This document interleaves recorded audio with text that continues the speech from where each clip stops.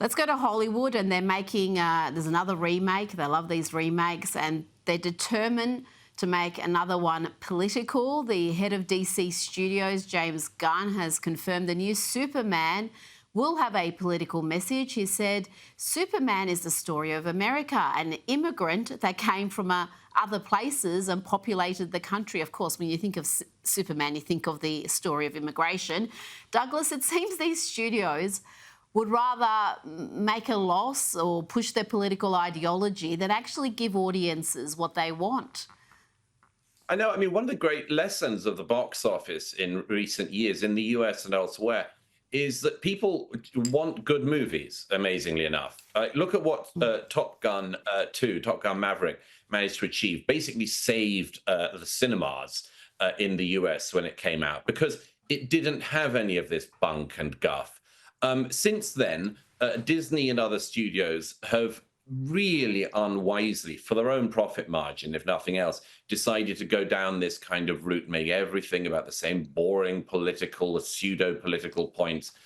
You would have thought the studios would have learned from the Snow White disaster of the last year, and they should have realized that, you know, the public don't want to hear Snow White or Superman opining about how they can be the hero they were meant to be, that they were born to be, against all the odds of the etc., the patriarchy or whatever. I suppose we should just be grateful that we've only had this bit of politics shoved down our throats so far about the new Superman film. I mean, we're kind of lucky that it's Superman at all.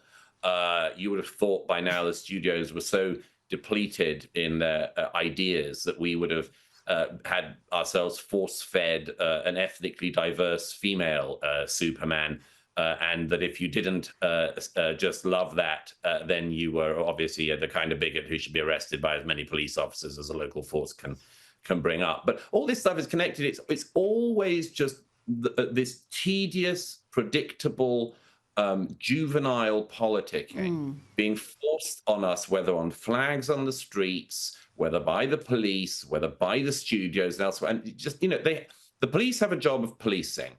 The authorities should keep cities clean. And studios and film studios should make films that we actually want to watch. There's a thought for free. That is a good thought. And I think DC Studios have really missed an opportunity here. They could have gone with a non-binary Superman. In fact, call him Super They, because man is very exclusionary in itself. But give it time, they will come up with that. Before you go, Douglas, you wrote a great piece for the New York Post about Zohran Mamdani. And since that piece was published last week, more polling has emerged, showing that he is the clear front-runner to be the next mayor of New York City. In this poll, you can see he's leading on 41%, ahead of Cuomo on 26% and Eric Adams on 16%. You lived in New York for several years. Are New Yorkers really this suicidally stupid? It's really worrying because you can see, as polls like that show, how Mamdani could easily sneak through and win. About a fifth of New Yorkers actually engage in mayoral race voting. So there are millions of people that simply have been checked out. And if they remain checked out, then it's very likely that Mamdani would be able to win. As I said in the piece, there's all sorts of reasons to not look forward to that, not least the fact that he can't do basic math or accounting and can't read a budget sheet. And that just got exposed the other day as well, because, of course, he's promising tens of millions of dollars to things that turn out not to actually be in the gift of the city to give. But there's a lot of reasons. He is he's just one of those politicians who's come from absolutely nowhere. He tried to make it as a rapper for a bit, and then that didn't work out. So he became a political activist, which we all know is very important when you're running America's biggest city. And now we also find out that his own resume has been a fraud, and that when he applied for university at Columbia, where his daddy is a professor, so you would have thought he'd have been a shoo-in, he applied to Columbia, didn't get in.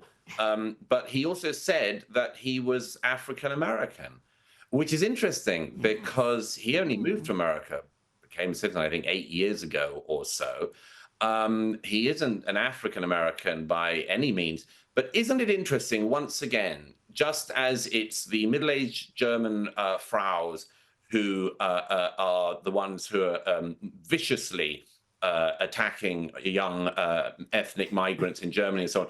Isn't it interesting the way these things can be turned around? I bet you that if a Republican had been found to have claimed falsely that they were an African American only a few years ago, not decades and decades ago, but only a few years ago, I think that person would have no future in electoral politics. But oh, it's Mamdani and vibes and so on. So it's all forgiven. The same way that Pocahontas, Elizabeth Warren, you know, she holds herself out as a native Indian all her life and gets all the advantages that got her, and then says, "Oh, whoops! No, I turn out not to have any Native American blood at all." But so what? Again, total double standards. This is the stuff that enrages people.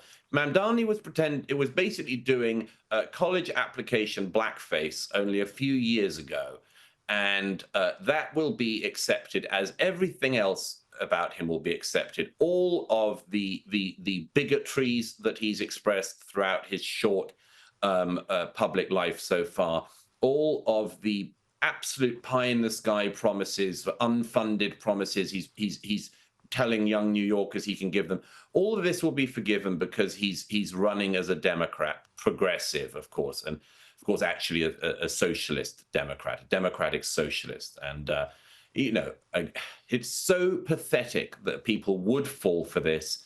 I really hope that the 4 million or so adults in New York who've not engaged in this race start to engage in it, because there is no reason why New York should have to have a democratic socialist running it, whose own CV is lamentable, and whose governance of the city would put yet another stress test on a city that badly needs to be brought back and not to chase successful people out. Well, if he does win, it's going to be a godsend for real estate agents in Florida and Texas and Tennessee, because the New Yorkers would be fleeing to those red states. Douglas Murray, thank you so much for your time tonight. A great pleasure as always, Rita. Thank you.